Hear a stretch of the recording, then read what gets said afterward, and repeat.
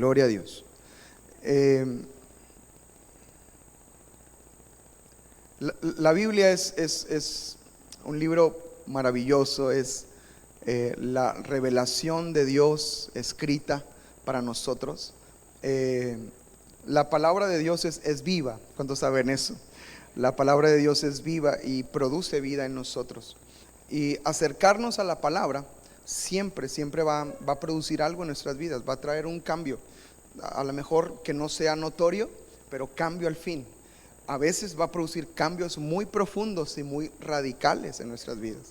La cuestión aquí es que nosotros debemos de tener siempre esta disposición para la palabra de Dios. Amén. Disposición para lo que Él quiere hacer y lo que Él quiere hablar. ¿Cuántos creen que toda la Biblia, toda la palabra es inspirada por Dios? ¿Cuántos lo creen? Ok, eso es un fundamento, es una base.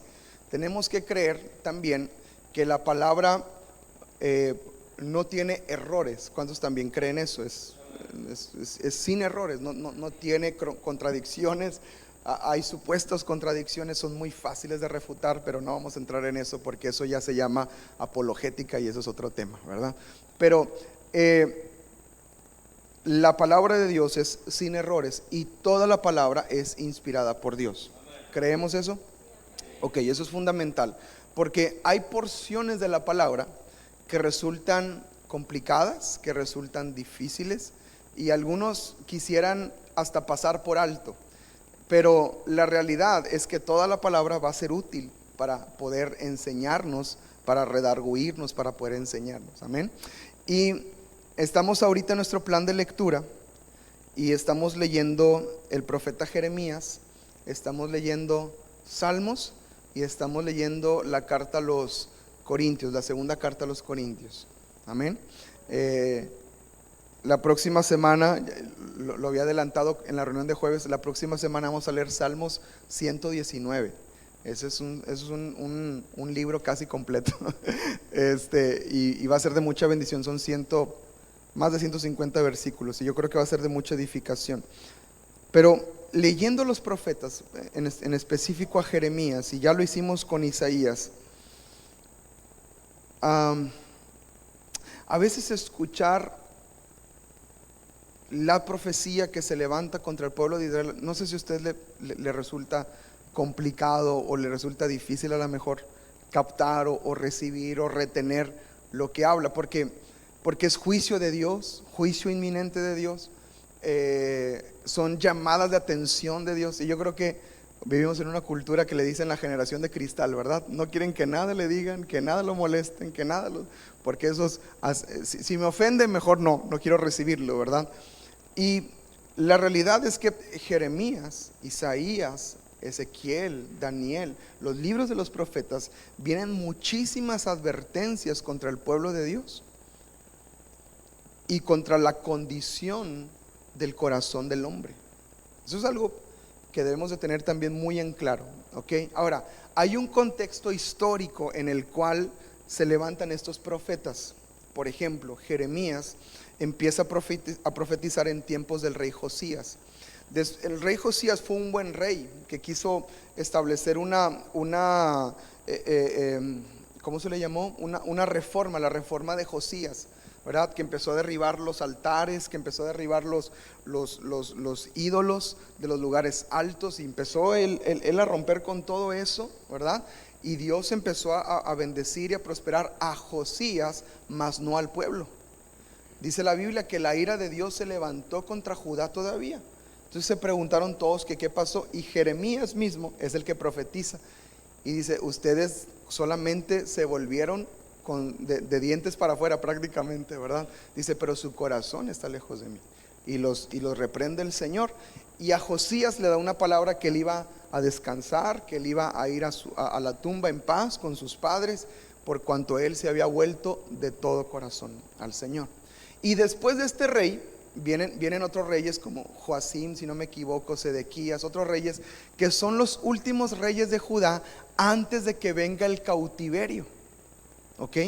El pueblo de Judá había malgastado toda la misericordia y toda la gracia de Dios que había sido sobre de ellos.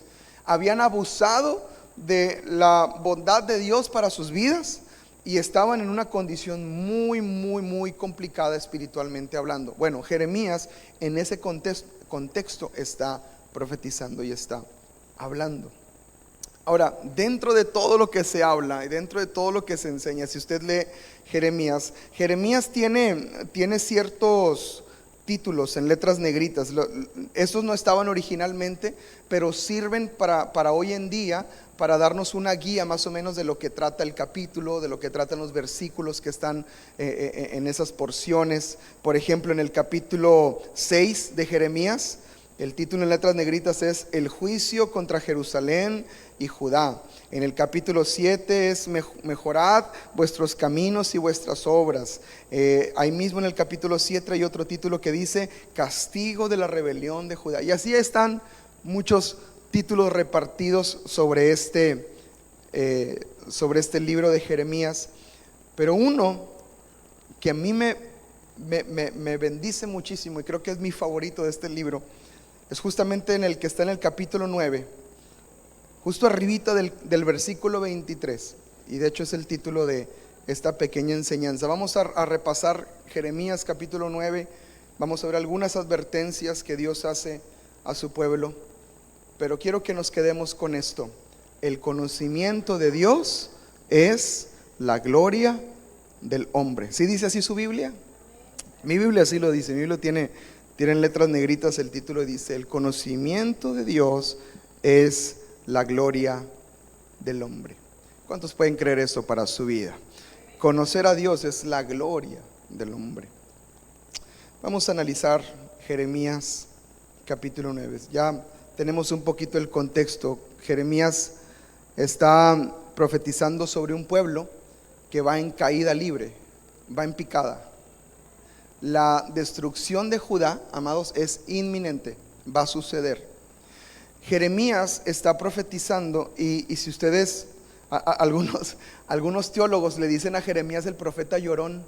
¿Ustedes habían escuchado eso? Le dicen el profeta llorón, porque creo que más adelante, si no es en el capítulo 20, en otros capítulos, Jeremías llora y dice: Señor, ya no quiero hablar, ya no quiero profetizar, porque era mucho el peso y la carga de lo que él hablaba y decía.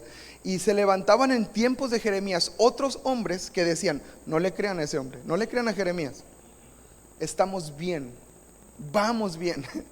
Y empezaban ellos a engañar el propio corazón. Ellos les decían: sigan adorando ídolos, mientras, está bien si adoras ídolos, pero mientras no dejes de adorar a Dios. Y era una contradicción. ¿Cómo puedes adorar a Dios si hay ídolos en tu corazón? Y esa era una constante llamada de atención de Jeremías para el pueblo, de Dios para el pueblo por boca de Jeremías. Y Jeremías está profetizando en medio de un pueblo que va en caída libre. No dejan de caer, no dejan de caer. Si leemos los Reyes, si leemos las Crónicas, vemos la condición del pueblo de Judá y cómo van en constante caída. Dice que levantaban lugares altos, o sea, lugares de adoración. El templo lo llenaron de ídolos y de imágenes. Empezaron cada vez a empeorar y a empeorar y a empeorar su condición. Jeremías capítulo 9, en el verso 1, Jeremías empieza a decir estas palabras. Bueno, y por eso se hizo la fama del profeta llorón, ¿verdad? Porque dice: oh, si mi cabeza se hiciese aguas y mis ojos fuentes de lágrimas, para que llore día y noche los muertos de la hija de mi pueblo. Dios le daba a Jeremías visiones de la condición del pueblo y veía que el pueblo no solamente estaba muerto espiritualmente, sino que iba a morir también. Y Jeremías veía esto y le dolía muchísimo en su corazón. Imagínate que tú hablas con una persona y le compartes y le dices, pero te da la espalda constantemente. Llega un punto donde te duele el corazón de escuchar tanto rechazo. ¿A alguien le ha pasado? ¿Verdad que es doloroso? Es más, si no te acuerdas, tú fuiste el que estuvo rechazando y nosotros llorábamos por ti. Aleluya, gloria a Dios. Y a veces, amados, estamos en esa necesidad, ¿verdad?, del Señor, pero lo triste es que no hay una vuelta a Dios. Decía el profeta: oh, ¿quién me diese en el desierto un albergue de caminantes para que dejase mi pueblo y de ellos me apartase? Porque todos ellos son adúlteros, congregación de prevaricadores. Entonces, este es el pueblo al que le está predicando Jeremías.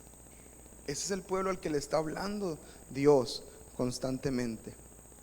Hoy en día, amados, por la gracia de Dios, y yo creo que por el mover del Espíritu Santo y del nuevo pacto en medio de nosotros, por medio del sacrificio de Jesús, podemos nosotros tener misericordia, favor de Dios y estar realmente, yo creo que estamos en una condición todavía de privilegio delante de Dios. Yo creo que estamos en un punto de la historia muy importante del mover de Dios, porque todavía el Señor se mueve con libertad en medio de lugares dispuestos. Todavía Dios sigue hablando, todavía Dios tiene misericordia. Estas semanas pasadas, en una universidad de Estados Unidos, si no me equivoco fue en Ohio, o Contento, en Ohio, Contento, no me entendieron. En una universidad de Estados Unidos, el equipo de fútbol americano de la universidad hicieron una noche de adoración. Juntaron a los estudiantes, y dentro de las escuelas usualmente se le conocen como ligas cristianas o clubs, que se hacen clubes de Biblia. Yo me acuerdo cuando yo estaba en la preparatoria, teníamos un club de Biblia, y se juntan estos muchachos, se juntan con algunos jugadores de fútbol americano de la universidad, y tienen una noche de adoración, invitan amigos y dicen: invita a un amigo, vamos a cantar aquí. Les prestaron una parte de la universidad, un parque, y dijeron: vamos a cantar y vamos a tener un tiempo aquí para que nos conozcamos unos a otros. Llevaron refrescos, llevaron jugos, y parte del gancho fue que conocieran a los jugadores, porque pues son celebridades ahí los jugadores de fútbol americano. Y entonces pues van a escuchar, algunos por morbo, a ver este muchacho que es el capitán del equipo, porque va a hablar de Jesús, que va a hablar, y empezaron a compartir sus testimonios. Busquen por ahí el video. Eso se corrió hasta las 2, 3 de la mañana. Era un tiempito de 1 hora que les habían dado en la tarde, y siguió hasta la madrugada, y cientos de jóvenes empezaron a bautizar en ese lugar. Trajeron albercas, trajeron ahí los botes del Gatorade, ahí los pusieron, y ahí pues mételos aquí, métele la cabeza aquí, ¿verdad? Y empezaron a ver dónde había agua, y trajeron agua para empezar a bautizar a cientos de jóvenes que dieron su vida al Señor Jesucristo en esa noche. Eso se llama avivamiento, eso se llama mover de Dios, y todavía hoy en día podemos tener mover de Dios en medio de nosotros. Amén. Pero no podemos ignorar que estamos viviendo en una sociedad que va en declive y que va cuesta abajo, así como Judá iba corriendo. No podemos negar que estamos viviendo también en tiempos peligrosos, en tiempos donde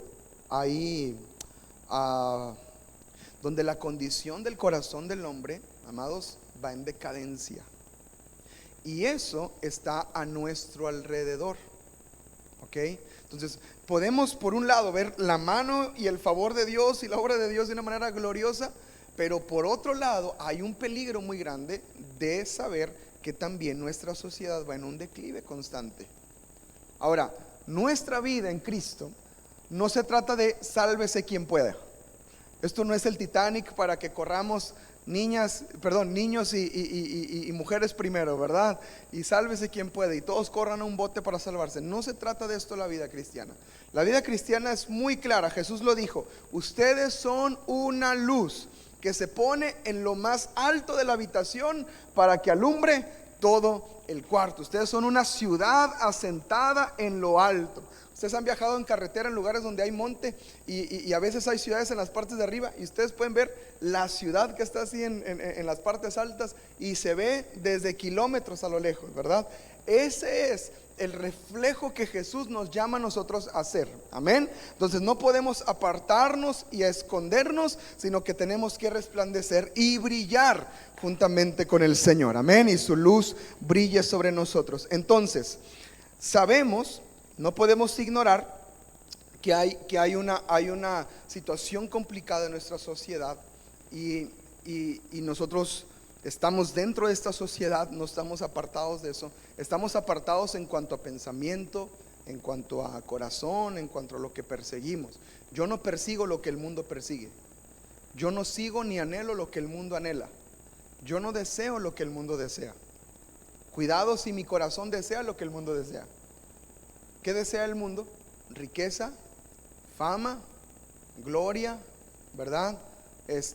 Reposo, quieren descanso, ¿no? Poder, autoridad, ¿no? Entonces, eso es lo que el mundo desea. Y le das tantito a probar. El enemigo los tiene en la palma de la mano. Le das tantito a probar y los pierdes. Nosotros como hijos de Dios no deseamos lo que el mundo desea. La gloria del hombre es el conocimiento de Dios. ¿Ok? Entonces tenemos que plantarnos en esta verdad. La gloria del hombre es el conocimiento de Dios. Eso es de lo cual yo me debo de enorgullecer. Ahora, al yo estar en este mundo, yo corro un riesgo. Al yo estar en medio de una situación en constante declive, yo corro un riesgo, y es el riesgo de yo empezar a empaparme de lo que está pasando a mi alrededor, y empezar a cauterizar mi corazón y empezar a enfriarme. Jesús dijo estas palabras: en los últimos tiempos el amor de muchos se enfriará. ¿Ha leído alguna vez esa porción de la palabra? El amor de muchos se enfriará, vendrá frialdad en los corazones. Y ese es el peligro por el cual tú y yo estamos expuestos todos los días. Todos los días. Entonces, así como el pueblo de Judá, que le está profetizando Jeremías, también nosotros estamos en un pueblo, en un lugar, en una sociedad que va en constante declive, y yo tengo que tener cuidado de no contaminarme. Esa es la palabra, de no contaminarme con lo que pasa a mi alrededor. Hay pensamientos muy sutiles que se meten en la mente, amados. Por ejemplo, el de la tolerancia. Hoy en día hay un discurso de tolerancia, que hay que tolerarnos. Y yo ya he escuchado cristianos que usan el mismo discurso, pero hasta versículos le meten los tremendos. Oye, ¿eso dónde lo sacaste? Pero sacan el mismo discurso de tolerancia, que vamos a respetarnos unos a otros lo que pensamos. Y yo respeto tu decisión, y yo respeto lo que tú piensas. Mire, en Apocalipsis, cuando Jesús está hablando a las iglesias, a una de las iglesias le dice: tú que toleras a Jezabel. Tú que toleras. Y está hablando de la tolerancia. Entonces, hoy en día hay un riesgo de estas ideas que a veces ni pensamos y se nos meten a la cabeza. Y a veces usamos ese filtro para leer la Biblia, usamos ese filtro para compartir con otros, usamos ese filtro para servir a Dios. Hay que tener mucho cuidado de no apartarnos de lo que Dios quiere para nuestras vidas. Amén. Entonces, con este entendimiento vamos a ver cuáles son algunos de los errores del pueblo de Judá. ¿Por qué se encontraba en esta condición el pueblo de Judá? Y me gustaría que hagamos un análisis que nos pueda ayudar a evitar los mismos errores. ¿Les parece bien? Que Dios nos ayude, ¿sí? ¿Cuántos quieren una exhortación de parte de Dios? Amén. Es mejor flojitos y cooperando, ¿verdad? Como cuando te ponen una inyección, ¿verdad? Porque si te ponen inyección y te pones duro, duele más, ¿verdad? Pero si de alguna manera te olvidas y te relajas, ¿verdad? Mi abuelita era bien buena para poner inyecciones, porque mi abuelita te preguntaba cosas y decía: oye, mijito, ¿y la vez pasada que no sé qué? No, pues fíjate, abuelita, que no sé qué. Y luego empieza a sentir así el algodón. Y yo: ah, chis, ¿ya? Dice: sí, mientras te pregunté te piqué. Ay, no, pues qué padre, ¿verdad? Ella sabía muy bien cómo inyectar, ¿verdad? Pero hay otros que te inyectan y luego te empiezas a poner: ahí va, a ver, no se ponga duro, más duro te pones, ¿verdad? Mientras más te dicen: no te pongas duro, más duro te pones, ¿verdad? Pero hoy en día vamos a recibir la palabra flojitos y cooperando. Amén. Si se pone duro, le va a doler. Y ay de usted, yo ya les avisé, yo ya les dije.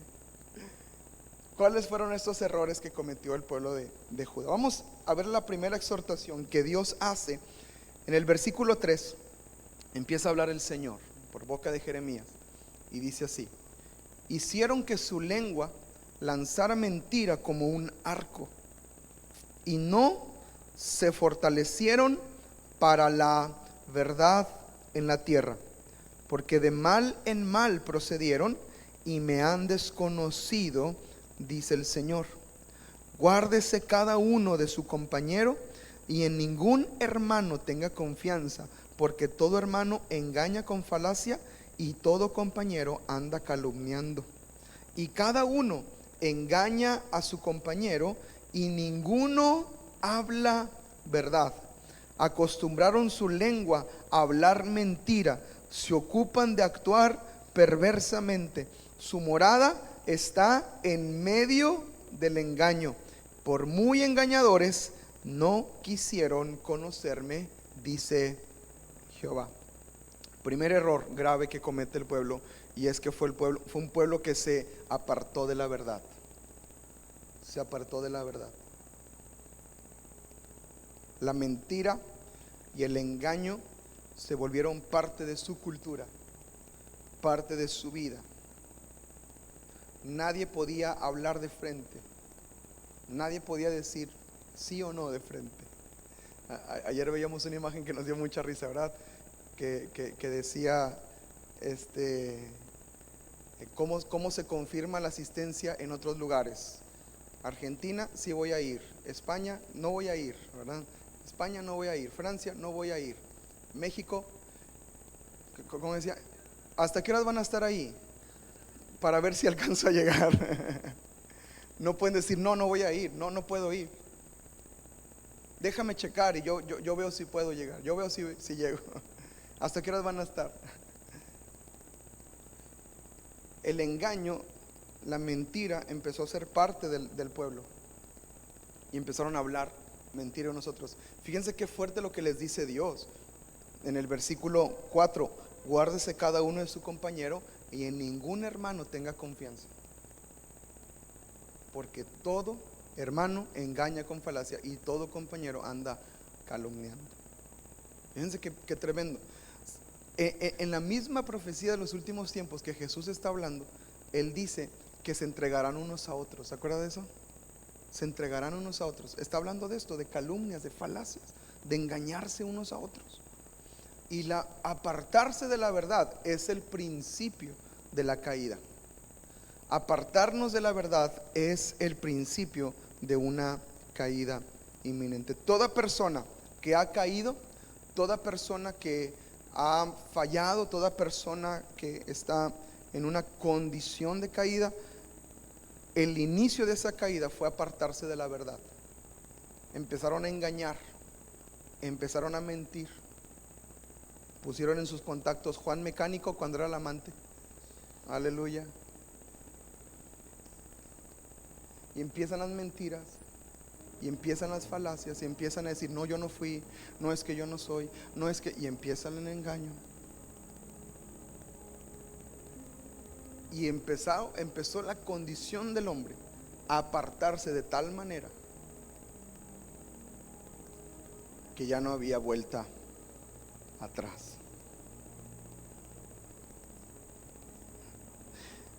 En el versículo 3 lo dice: hicieron que su lengua lanzara mentira como un arco. O sea, eran constantes en la mentira. Y luego dice algo muy interesante, y yo creo que aquí podemos entender un principio muy grande. Dice: no se fortalecieron para la verdad en la tierra. Yo tengo que entender algo. Yo me puedo ejercitar en la verdad, yo me puedo fortalecer en la verdad. Hay un peso hermosísimo de integridad cuando usted dice la verdad siempre. Hay un peso hermosísimo de integridad cuando empezamos a ser verdaderos. ¿Ok? Ahora, no groseros, verdaderos. Porque hay gente que dice no, yo digo la verdad de frente, pero se la pasa ofendiendo a todo el mundo. Eso no es decir la verdad de frente. Es ser un grosero inmaduro que no tiene a Cristo en su corazón. Arrepiéntase, pecador. Aleluya. Decir la verdad es ser honestos. Qué verdad tan más profunda y tan más grande es que todos necesitamos a Dios. ¿Cierto? Esa es la verdad más grande, y esa es la verdad que podemos hablar siempre. Necesito a Dios. Podemos fortalecernos en la verdad. ¿Cuántos dicen amén? Podemos fortalecernos en la verdad. Dice la escritura Mismo versículo 3, porque de mal en mal procedieron. O sea, así como la semana pasada hablábamos que de gloria en gloria somos transformados en el Señor, y que un ambiente natural para un creyente es que vaya continuamente creciendo. Una persona que se aparta de la verdad continuamente va de mal en mal. Va de mal en mal. Las mentiras cada vez son más difíciles de ocultar. Las mentiras son cada vez más difíciles de cubrir. Las mentiras cada vez son más difíciles de sustentar.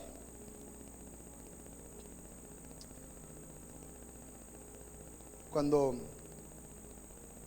estábamos en un tiempo con adolescentes, tú te das cuenta, con los adolescentes empiezan a echar mentiras, porque empiezan a inventar unas historias que dices, espérate, o sea, no tiene ni sentido lo que estás diciendo. No, de verdad, no. Yo conozco a un adolescente muy de cerca que cada vez que echa mentiras empieza a levantar la voz. Ya cuando empiezas a gritar, estás echando mentiras. No estoy mintiendo, le estás gritando. Un día me dijo, ¿cómo supiste? Pues porque levantas la voz cuando echas mentiras. Las mentiras cada vez se vuelven más difíciles de cubrir. Van de mal en mal. Hay engaño unos con otros. Hay un problema, versículo 4, hay un problema relacional cuando nos apartamos de la verdad. Hay un problema relacional cuando nos apartamos de la verdad. Hay un problema de confianza unos con otros. Oye, yo le pedí ayuda en esta situación y mira, salió con esta cosa, salió con este problema, salió con esta condición. Y bueno, imagina, se empieza a ver problemas unos con otros. Dice, guárdese cada uno de su compañero, ningún hermano tenga confianza, en ningún hermano tenga confianza. Apartarnos de la verdad tarde o temprano traerá problemas relacionales. El versículo 5 dice, cada uno engaña a su compañero y ninguno habla verdad. Entonces hay problemas unos con otros. Hay gente que no te puede hablar de frente, hay gente que tiene que bajar la mirada para hablarte. Cuidado, porque muchas veces esas personas están hablando mentira, están hablando a tus espaldas, están hablando esta es la sociedad en la que vivimos, ¿se da cuenta? Y es de lo que debemos de cuidarnos también nosotros, que tarde o temprano de repente se empieza a meter ¿cómo se le dice? Una mentirita piadosa. Mira, se la saben, hermanos, Dios los perdone. ¿Cómo dicen? Una mentirita piadosa, ¿verdad? Y decimos, no, es una mentirita piadosa. No, pues es que es para que no se ofenda, no es para que no se dé cuenta. Hay que tener mucho cuidado con lo que sale de nuestra boca. Tenemos que ser hombres y mujeres que hablan la verdad, que se fortalecen en la verdad, en el nombre de Jesús. Amén. Ahí mismo, versículo 5 dice, acostumbraron su lengua a hablar mentira. Ese texto nos enseña que puede llegar un momento de condición donde ya es parte de la vida, ya es parte de mentir constantemente. No pueden dejar de hablar mentira. Y a veces eso empezó con pequeñas mentiras piadosas, a lo mejor empezó con pequeños arranques que tuvo, pero llega un punto donde no hay vuelta atrás. Amados, la verdad en nuestras vidas es un sustento. Amén. Escríbalo ahí en sus notas. La verdad en mi vida es un sustento. La verdad me sustenta. La verdad me sustenta. La verdad me pone un piso firme en el cual yo me puedo parar y decir, esta es la verdad. No, pero es que mira, porque mira el mundo y ahora los nuevos. Esta es mi verdad. Esta es mi sustento. No, pero es que hoy en día los tiempos han cambiado y la Biblia ya es anticuada. No, esta es mi verdad. Este es mi sustento. Yo me sostengo de esto. Amén. La verdad es una guía para mi vida. Es una guía. Es lo que me va a llevar por camino correcto. Apartarme de la verdad solamente me va a vendar los ojos y me va a hacer que viva la vida a tientas y a ver, será por aquí, será por acá, ay, ay, ay, ay, aquí no es, aquí no es, aquí no es, vamos por acá. Me va a llevar a una vida tratando de adivinar todas las cosas si me aparto de la verdad. Pero la verdad para mí va a ser una guía. ¿Cuál es su verdad? ¿Cuál es la verdad en esta situación familiar? ¿Cuál es la verdad en esta situación matrimonial? ¿Cuál es la verdad? Amén. Ahora no es quién tiene la razón. ¿Cuál es la verdad? Porque la razón siempre la tengo yo a través de mi esposa. Aleluya. La zafé, en curro, safe.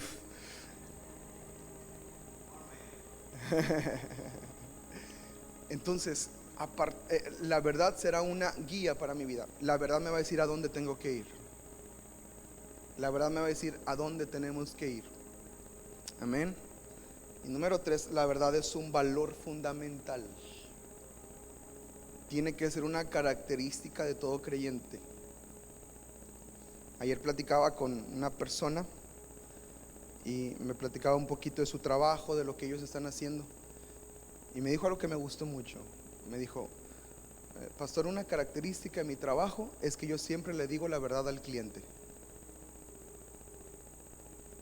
Una vez fui a hacer un trabajo y lo único que había que hacer era apretar un tornillo. Era lo único que tenía que hacer. Y le dije la verdad: no te voy a cobrar un peso porque solamente había que apretar un tornillo. Hoy en día, personas que hagan eso, no, hombre, le van a hacer atrás, nomás el tornillo, le van a hacer ruido, ¿verdad? Que pa.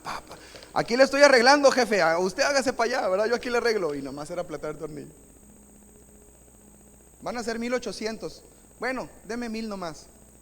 Ay, qué barato me cobró. Y todavía iba uno a darle, ¿verdad? Pero que nuestra característica sea, te voy a decir la verdad, cuando nos sentamos en familia, un rasgo característico de la familia es que en la familia se habla la verdad. Esto es la verdad. La verdad puede doler, la verdad puede ofender, pero es la verdad. Y tengo que decirlo, tengo que hablarlo. Esta es la verdad. Yo siempre te voy a hablar de frente, siempre te vamos a hablar claro, siempre te vamos a decir la verdad. Amén. Así como somos, no va a haber ninguna apariencia, no va a haber ninguna careta. Yo quiero ser honesto delante de usted, mi esposa y yo somos, así como nos ve, así como nos conoce, así somos. Así somos en el día a día. No nos ponemos una máscara para predicar. Yo no me pongo un traje para predicar. Yo no me pongo algo, una vestimenta para cantar y después en la semana vivo otra vida. No, así como somos, así como hablamos, así somos.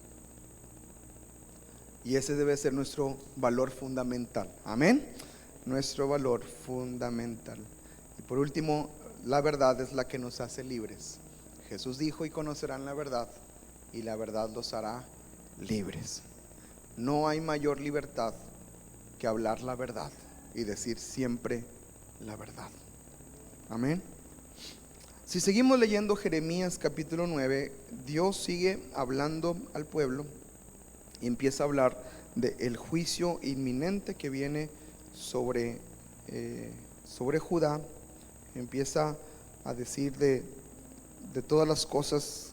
Versículo 9 dice: no los he de castigar por estas cosas, dice Jehová, de tal nación no se vengará mi alma. O sea, Dios está hablando juicio fuerte primero ya vimos el primer punto, porque se apartaron de la verdad. Y más adelante vamos, si sigue leyendo o si lo leyó en el plan de lectura, se podrá acordar que habla muy fuerte el Señor de toda la condición que había en el pueblo. Y en el versículo 12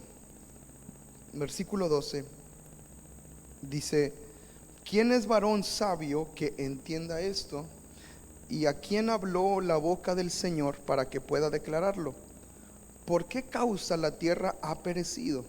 Ha sido asolada como desierto hasta no haber quien pase. Dijo el Señor: porque dejaron mi ley, la cual di delante de ellos, y no obedecieron a mi voz, ni caminaron conforme a ella. Antes se fueron tras la imaginación de su corazón y en pos de los Baales, según les enseñaron sus padres. ¿Qué fue lo segundo que podemos ver o que puedo detallar que por qué estaba en esta condición el pueblo? Es que este pueblo se apartó de la palabra que Dios les había dado. Se apartaron de la palabra. Comenzaron a hablar mentira y después se apartaron de la palabra.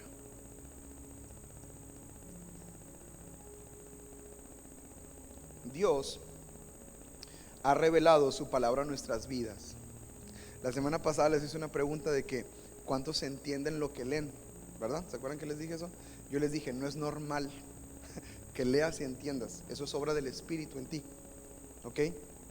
Ahora, esa es la revelación de Dios a nuestras vidas. Cuando tú lees y dices, entonces la mentira ofende a Dios, la mentira me aparta del Señor, entonces yo tengo que corregir y cuidar lo que hablo. Ya estás entendiendo, ¿me explico? Empezamos a ponerle sentido a la palabra y ese sentido es una revelación. Ahora, la obediencia a esa palabra va a ser la clave de mi crecimiento. La obediencia a la palabra que entiendo es la clave de mi crecimiento. Si lo quiere apuntar, lo puede apuntar. La obediencia a la palabra será la clave de mi crecimiento. Lo que yo obedezca de lo que Dios me dice, de lo que entiendo de su palabra, cada paso que yo dé, así sean cuestiones, por ejemplo, ahorita estamos hablando de la mentira, ¿verdad? De no engañarnos a otros, del aspecto relacional. Entonces, si yo entiendo y yo obedezco, entonces eso va a determinar un crecimiento en mi vida. Ya voy a dejar de hablar mentira y voy a empezar a hablar verdad. Tarde o temprano te das cuenta, pasa el tiempo, volteas atrás y dices, yo era un mentiroso engañador, pero ahora resulta que hablo la verdad para todo. ¿Me explico? Hay un cambio en nuestras vidas cuando obedecemos la palabra revelada que yo obedezco, y la obediencia a esa palabra va a ser la clave para mi crecimiento. Amén. El Señor les dice a su pueblo en el versículo 13, dice, dejaron mi ley, la cual di delante de ellos, no obedecieron a mi voz. Y aquí hay una parte clave, dice, no caminaron conforme a ella. La palabra de Dios me lleva a caminar de manera diferente. La palabra de Dios me lleva a caminar. Hay un resultado en la exposición constante de la palabra. La palabra me transforma. Yo camino diferente. Yo actúo diferente. Yo pienso diferente. Lo estamos viendo en vida discipular. Mis valores que el mundo me había, o que mi familia, o que mi contexto del que yo venía me había implantado, son sustituidos por los valores del reino y de la verdad y de la palabra de Dios. Entonces mi forma de vivir es diferente. Mi forma de vivir es diferente. Mi forma de actuar es diferente. Yo no respondo como el mundo responde, ¿no? Vi un hombre que estaba, creo que era un podcast, si no me equivoco, y este hombre así todo tatuado, todo lleno de tatuajes, todo su rostro así, empieza a hablar que él conoció a Dios en la cárcel y que Dios lo tocó en la cárcel, y empieza a hablar ahí de todo lo que Dios hizo en su vida. Y luego mientras está hablando dice, pero yo tengo algo contra alguien, y es contra ti. Uno que estaba ahí sentado en la mesa, es contra ti, porque cuando yo estaba en la cárcel nunca me visitaste, nunca fuiste, tú dijiste que eras mi amigo. Y empieza ahí a recriminarle en medio del podcast. Y le dice, tú nunca estuviste conmigo, y luego me abandonaste. Y yo te hablé, yo le hablé a mis amigos y te hablé a ti para que vinieras, porque yo necesitaba ayuda ahí, que estuvieran conmigo. Pero mira, yo conocí a Cristo en la cárcel y Cristo me alcanzó, y ahora que salgo yo coroné y yo ya estoy aquí en victoria. Y mira, tú me pediste $1,000,000 para que te ayudara, y tú así como no me ayudaste. Yo no tengo un corazón malo, yo tengo un corazón bueno. El que está tirándole con todo, dice, y te voy a dar ese millón, y no te lo voy a prestar, te lo voy a regalar. Y estaba hablándole así, pero durísimo el hombre. Y el que estaba escuchando todo esto, nada más bajó la cabeza y se soltó llorando.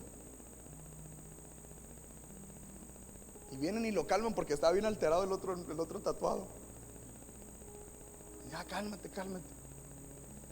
Pero una de las cosas que él repetía en su enojo y en su furia, en su arranque, podamos decirlo de alguna manera, dice, no soy como tú, no soy como tú, no soy como tú.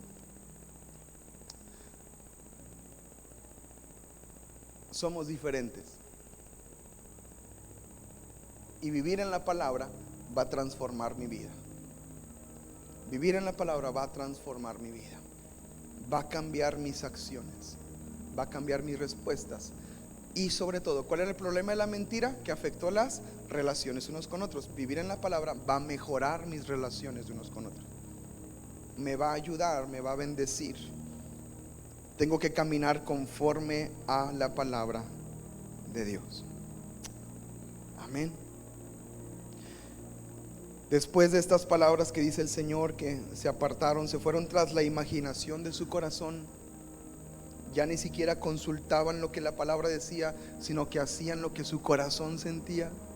¿Les suena familiar ese discurso? Estas dos cosas principales, apartarse de la verdad, apartarse de la palabra, siempre van a ser raíz de enfriamiento en cualquier persona. Y son de las cuales yo tengo que tener mucho cuidado. Es interesante ver que Jeremías profetiza en tiempos de Josías. Josías fue un hombre que se encontró con la palabra. Dice la palabra que estaban haciendo trabajos en el templo de reconstrucción y de repente encuentran el libro, vienen con Josías y dicen: Josías, encontramos esto. Estaba ahí enterrado entre los escombros y mira, esto es lo que está acá.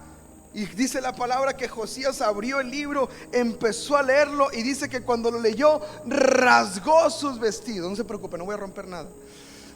Rompió sus vestidos y dijo: hemos pecado contra el Señor, porque todo lo que está aquí escrito, nada hemos hecho.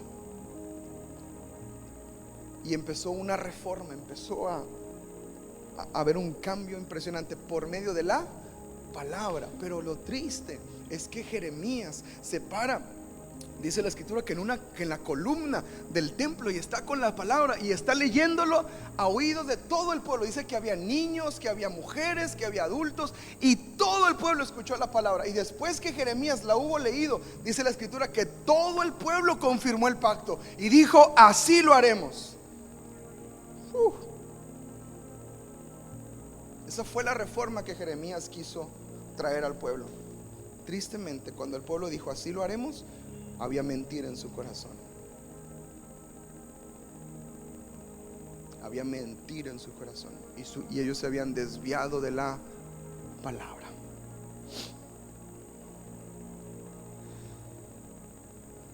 Tristemente, esta es la condición del pueblo de Judá, y tristemente es la condición también de nuestra sociedad. O sea, la sociedad se ha apartado de la palabra.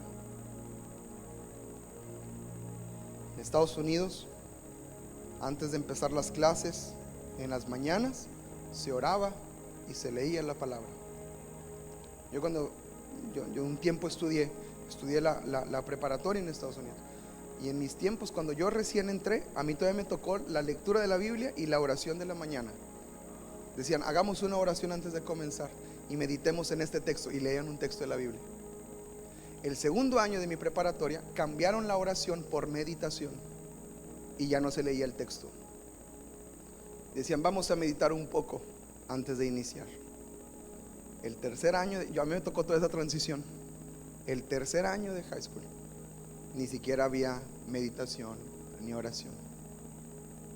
Y en mis últimos 2 años de escuela, yo vi cómo sacaron las Biblias de la escuela. En la biblioteca, tú podías ir a la biblioteca y había una pared que había libros cristianos, libros de liderazgo, libros de jóvenes, libros de Biblias en muchas versiones. A mí me tocó ver cuando las sacaron todas y sacaron al Señor y su palabra de las escuelas. No mucho tiempo después empezaron los tiroteos en las escuelas, empezaron la violencia desenfrenada. Si hoy en día tú vas a una escuela en Estados Unidos, hay sexo, drogas, descontrol, porque quitaron la palabra de en medio. Esa es la sociedad en la que vivimos.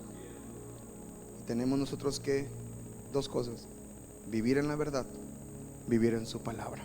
Amén. en medio de toda esta profecía que Jeremías está levantando, viene el título. El conocimiento de Dios es la gloria del hombre. ¿Qué me toca hacer? ¿Cómo voy a responder? Versículo 23.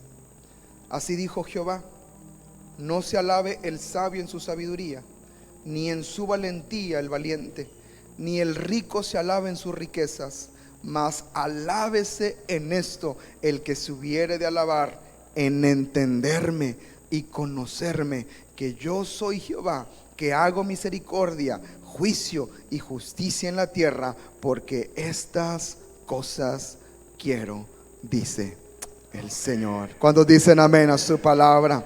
Dale un aplauso al Señor. Yo te quiero conocer, Señor. Yo te quiero conocer. Dice el Señor: he aquí vienen días en que castigaré a todo circuncidado y a todo incircunciso, a Egipto, a Judá, a Edom, a los hijos de Amón y de Moab, y a todos los arrinconados en el postrer rincón, los que moran en el desierto, porque todas las naciones son incircuncisas y toda la casa de Israel es incircuncisa de corazón.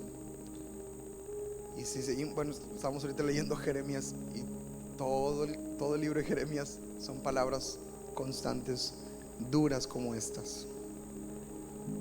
Pero vamos a rescatar este momento cuando Dios le habla a su pueblo y le dice: si alguien se quiere gloriar, que el sabio no se gloríe en lo que sabe, que el valiente no se gloríe en su fuerza, que no se enorgullezca en su fuerza. Si al rico le da orgullo su riqueza, que nada de eso sea su orgullo. En otras palabras, parafraseando el versículo 24, dice: si tenemos orgullo en algo, vamos a enorgullecernos en que conocemos y entendemos al Señor, que Él es el Señor que hace misericordia, juicio y justicia en la tierra, porque es lo que Él quiere, dice el Señor.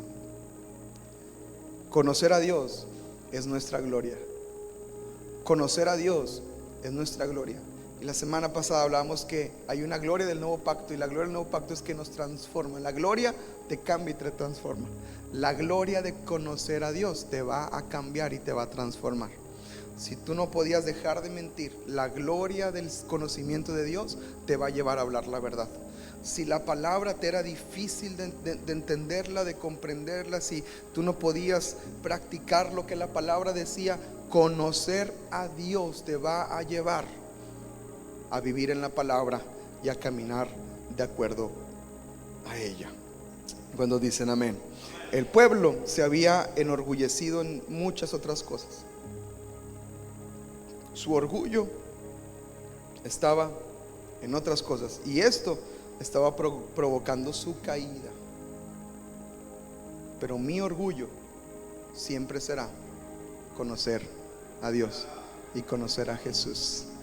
Nos ponemos de pie en esta hora y le damos gracias al Señor. Padre, gracias, Dios.